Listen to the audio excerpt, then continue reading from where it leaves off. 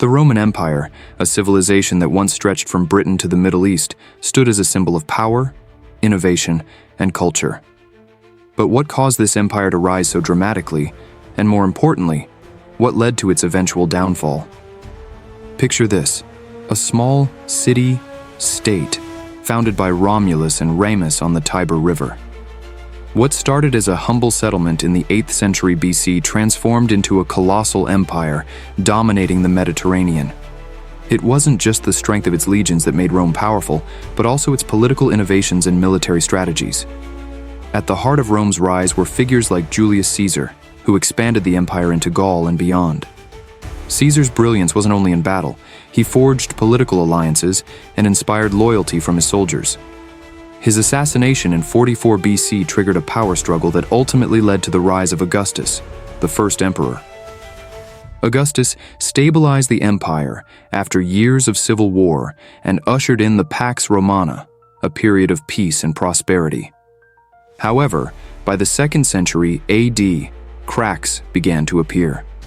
The empire's borders stretched thin, and the once effective Roman system of assimilation began to erode. The military, once the backbone of Roman power, became increasingly reliant on mercenaries who lacked loyalty. Corruption infiltrated Roman governance, and citizens grew disillusioned.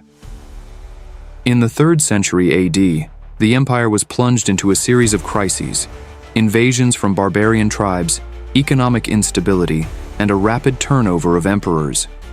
Rome seemed on the brink of collapse, but Emperor Diocletian enacted reforms that temporarily stabilized the empire.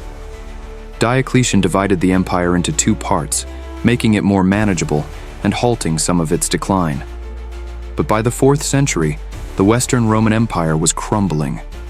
Internal strife and relentless external invasions took their toll. Rome's legions struggled against invaders like the Visigoths, Vandals, and Huns. The empire's wealth drained away, and the cities that once thrived began to decay. The Roman infrastructure crumbled, and the heart of the empire itself, Rome, lost its grip on the Mediterranean world.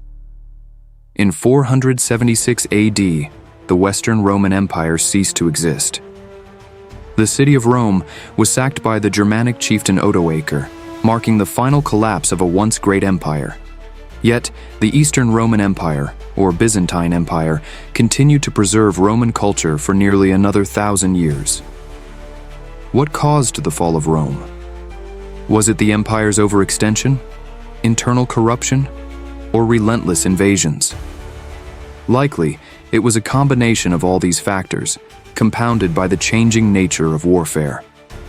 Rome's military dominance faltered as its enemies adapted, and the empire could no longer rely solely on its legions to maintain control. Rome's fall was not a sudden event. It was a slow and gradual decline that unfolded over centuries. The empire's collapse raises a vital question.